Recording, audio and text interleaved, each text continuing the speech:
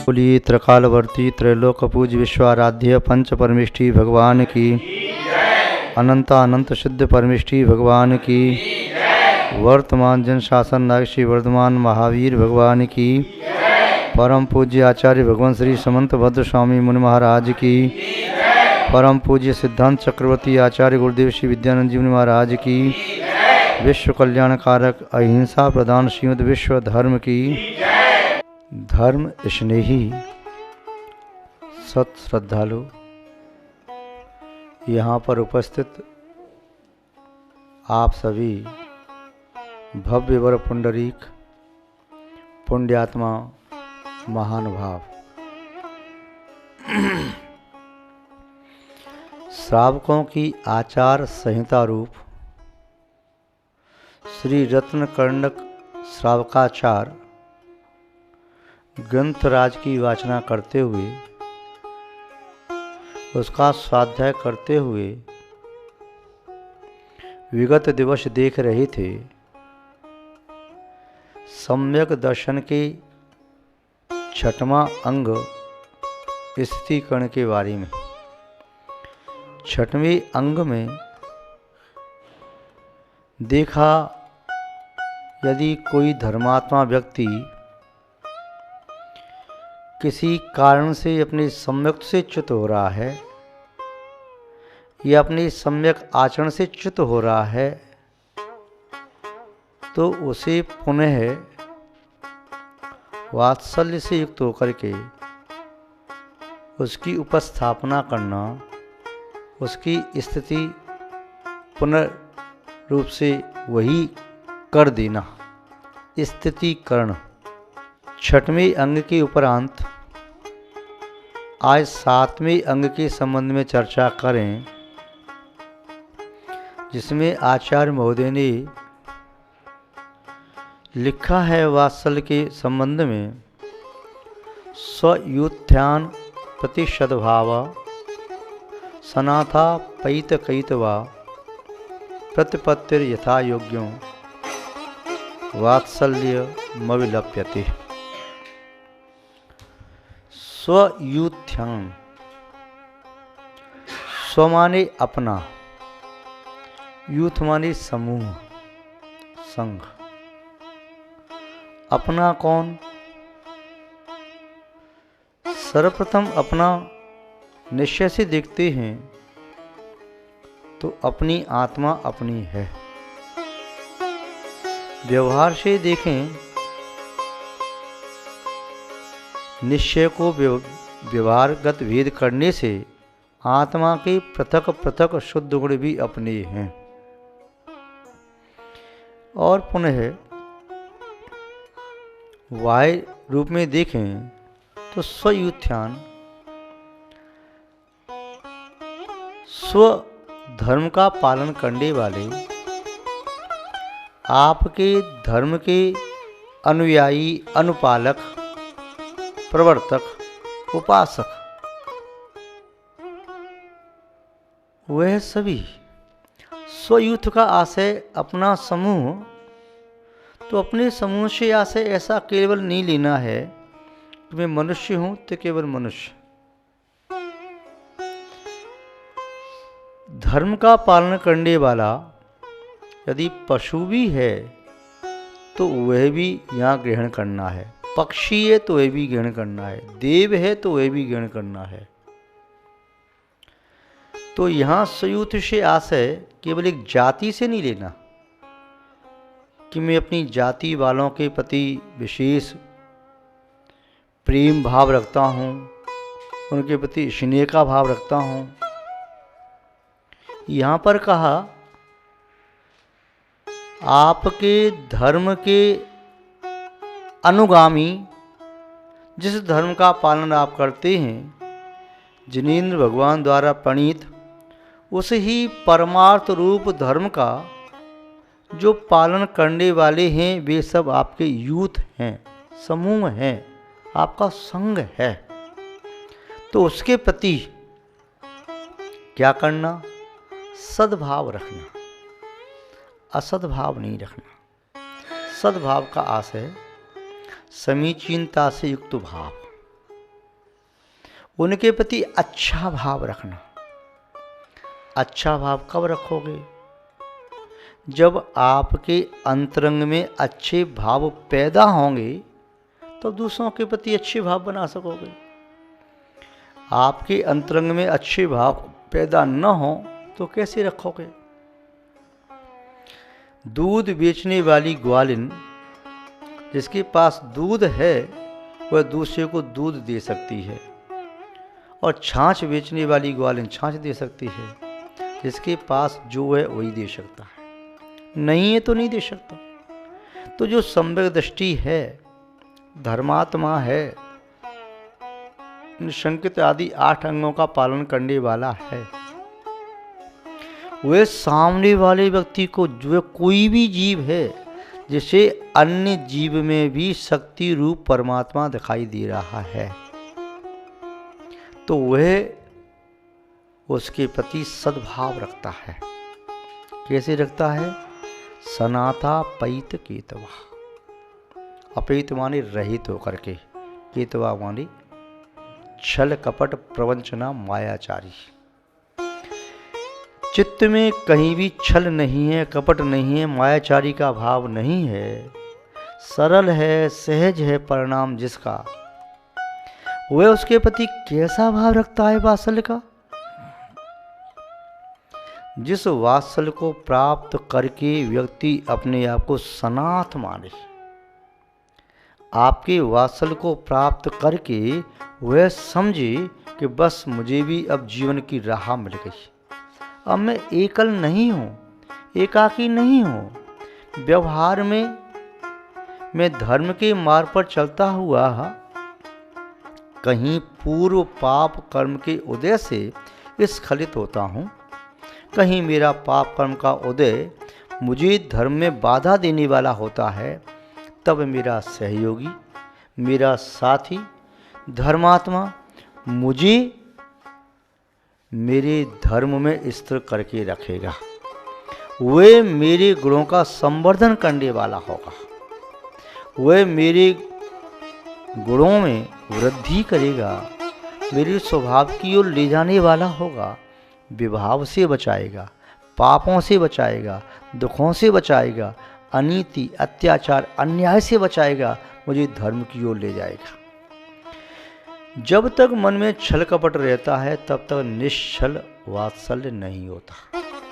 इसलिए आचार्य समंतवत स्वामी जी ने ये विशेष रूप से कहा, अपैत केतवा।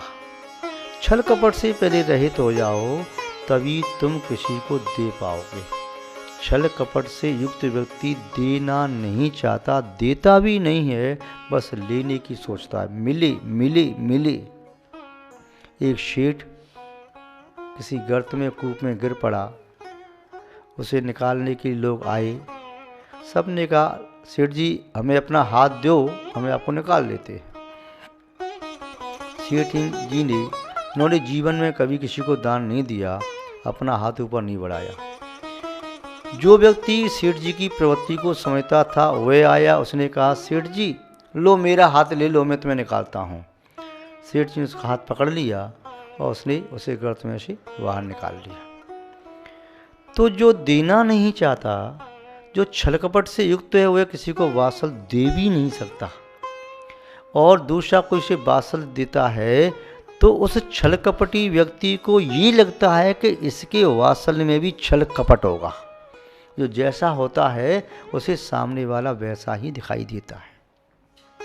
प्रतिपत्तिर यथा योग्यम, आचार्य महोदय कह रहे हैं, प्रतिपत्तिर यानी पूजा प्रशंसा आदि। जो आपसे पूज्य हैं उनके प्रति पूजा का भाव, गुणों में आपसे अग्रणी हैं उनकी स्तुति आदि करने का भाव, जो समान हैं उन्हें प्रोत्साहन देने का भाव, जो अल्प गुण वाले हैं किंतु समीचीन गुणों से युक्त हैं उनकी प्रशंसा करना। वात्सल्य जब उमड़ता है तब निस्संदेह गुणों की प्रशंसा होती है, चाहे वे गुण अपने से लघु के अंदर विद्यमान हो, समान वाले के अंदर विद्यमान हो, अपने से बड़े के अंदर विद्यमान हो। बड़े के अंदर विद्यमान होते हैं तो उनके गुण स्तुति परक कहे जाते हैं, समान वाले के अंदर होते हैं तो प्रोत्साहन रूप उनके गुणों की चर्चा की जाती है। अपने से लघु के अंदर दिखाई देते हैं तब निस्संदेह उनकी प्रशंसा की जाती है उन्हें आगे बढ़ाने के लिए। प्रतिपत्रिका से प्रशंसा, पूजा, विनय, ये सब युक्त होकर के जब भाव मन में जागृत होता है तो वात्सल्य भाव कहलाता है। महानुभाव, वात्सल्य कोई दबाव के द्वारा की गई प्रवृत्ति नहीं है।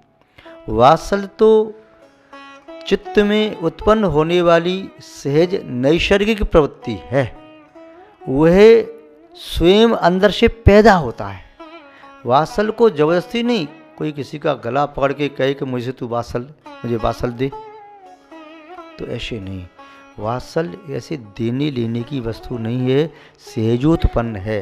जैसे सूर्य की किरणों में उष्णता रहती है, उसे कोई देता नहीं, किरणों में सहज रहता है। चंद्रमा की चांदनी में शीतलता सहज होती है। पुष्प में पराग और सुगंध सहज होता है। जल की बिंदुओं में शीतलता सहज होती है। ऐसे ही वात्सल्य धर्मात्मा का सहज गुण है। उसे अधिकार के रूप में प्राप्त नहीं किया जा सकता। कोई तुमसे अधिकार के रूप में छीन नहीं सकता और न आप भी। तो वात्सल्य का आशय क्या है कि हम सामने वाले को धर्म के प्रति जोड़ करके रखें। वात्सल्य है शुद्ध चित्त में उत्पन्न होने वाली स्निग्धता, और स्निग्धता जोड़ने वाली होती है। दो रुक्ष कठोर पत्थरों को जोड़ने वाला सीमेंट स्निग्ध होता है। दो पत्र कागजों को जोड़ने वाला लिक्विड यदि गम होता है तो स्निग्ध होता है। दो लकड़ी को जोड़ने वाला फेविकोल होता है, स्निग्ध होता है। यदि आभूषण को जोड़ने वाला क्यूफिक्स आदि तो स्निग्ध होता है। यदि पंचर हो गया हो साइकिल आदि का तो उस पर जोड़ने वाली टिकरी लगाते हैं, उसमें भी सॉल्यूशन लगाते हैं, वो स्निग्ध होता है। ऐसे ही जिसके चित्त में स्निग्धता है, निश्चल प्रेम है, निश्चल स्नेह है, तो वह जो वात्सल्य है गुणों के प्रति, तो वह धर्मात्मा को धर्म से जोड़ने में समर्थ हो जाएगा। और जिसके चित्त में ही प्रेम, वात्सल्य, अनुराग नहीं है तो वह स्वयं भी धर्म से जुड़ नहीं पाएगा। उसके चित्त में भी परमेष्टि के प्रति अनुराग नहीं होगा और दूसरे को भी जोड़ नहीं पाएगा। एक सृष्टि का उदाहरण आता है। शगुन चंद जी एक सृष्टि थे। उन्होंने अपने पुत्र की शादी में, महोत्सव में पूरे नगर का निमंत्रण किया। जितने भी जैन बंधु हैं और भी जिनसे व्यवहार है वे सभी आए। उन्होंने देखा समारोह चल रहा है, बहुत भीड़ है। पूछा अपने मुनीम आदि से कि भाई मेरे यहाँ पर सभी लोग नगर के आए हैं क्या? सभी ने मेरा निमंत्रण स्वीकार किया है या किसी ने मना तो नहीं किया? मुनीम जी ने बताया, सेठ जी क्षमा करें, अपने ही नगर में एक व्यक्ति है, जैन श्रावक है, वह गरीब है, चने बेचने वाला। नगर के अंत में उसकी छोटी सी झोंपड़ी है, वहाँ रहता है। उन्होंने हाथ जोड़ करके विनम्रता से आपके निमंत्रण को अस्वीकार किया था। क्यों? उन्होंने बताया कि मैं बहुत गरीब हूँ, मैं तो सेठ जी का व्यवहार चुका नहीं सकता, तो सेठ जी के यहाँ पर मैं नहीं आ पाऊँगा। अच्छा, सेठ जी ने अपनी घोड़े गाड़ी को सवार हुए अथवा सवार हुए और पहुँच के उसके यहाँ, और उतर करके रथ से उसके यहाँ झोंपड़ी में खाट पर जाकर के बैठ गए। उसे बड़ा आश्चर्य हुआ। ये अप्रत्याशित घटना थी कि सेठ जी वहाँ पहुँचे। बड़ा आश्चर्य, और लोग भी आसपास के वहाँ इकट्ठे हुए। अच्छा, क्या बात है? सेठ जी ने उससे कहा विनम्रता से हाथ जोड़ के, भैया क्या बात है, हमारा तुम्हारा कोई बैरभाव तो है नहीं, तुम भी साधर्मी हो, हम भी साधर्मी हैं। हमने अपने घर के महोत्सव में आपको निमंत्रण दिया था, आप आए नहीं, क्या बात है?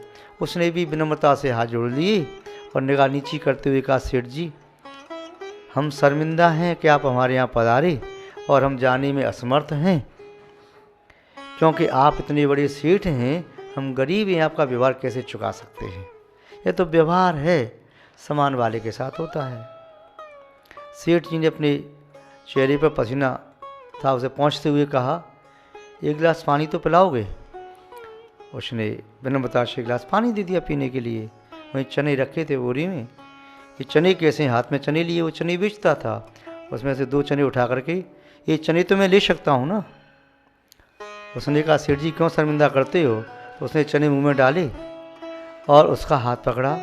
देखो अब तुम मेरी बात को नकारना नहीं। सेठ जी कहाँ आप और कहाँ मैं आपका व्यवहार कैसे चुकाऊँगा। ऐसे चुकाओगे कि मैंने तुम्हारे यहाँ आकर के खाया भी है और पिया भी है। देख, तेरे यहाँ के चने भी मैंने खाए और तेरे यहाँ का पानी भी पिया। अब तू मेरी बात को टाल नहीं सकता। सेठ जी ने हाथ पकड़ के उसे अपने रथ में उठा लिया और अपने मौसम में ले आए। जब धर्मात्माओं में जो भी बड़े व्यक्ति हैं, समाज का नेतृत्व करने वाले, संघ का नेतृत्व करने वाले, संस्थाओं का नेतृत्व करने वाले, उन बड़े व्यक्तियों में ऐसा वात्सल्य दिखाई देता है, तब निस्संदेह लघुजन उनके वात्सल्य से पिघल जाते हैं। पिघल जाते हैं। ये वात्सल्य बहुत बड़ी अग्नि है, जिससे चित्त का द्वेष, कलंक, कालिमा, कलुषता वह नष्ट हो जाती है और अंदर से निस्संदेह प्रेम आविर्भूत होता है। और उस स्नेह में कई बार तो दोनों के नेत्र भी नम हो जाते हैं।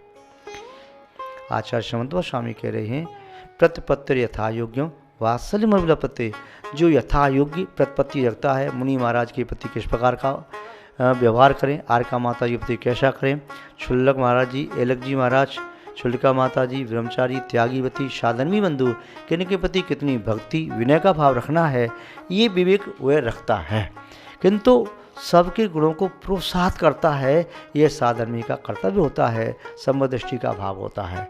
महानुभाव, हम और आप सभी भी एक दूसरे साधर्मी के प्रति वात्सल्य का भाव रखें, जैसा वात्सल्य पूज्याचार्य श्री विद्यानंद जी महाराज में, पूज्याचार्य श्री विमल सागर जी महाराज में, अन्य आचार्यों में, साधुओं में देखने को मिला, वो मिलता था। उसी प्रकार का वात्सल्य आप सब में भी जागृत हो।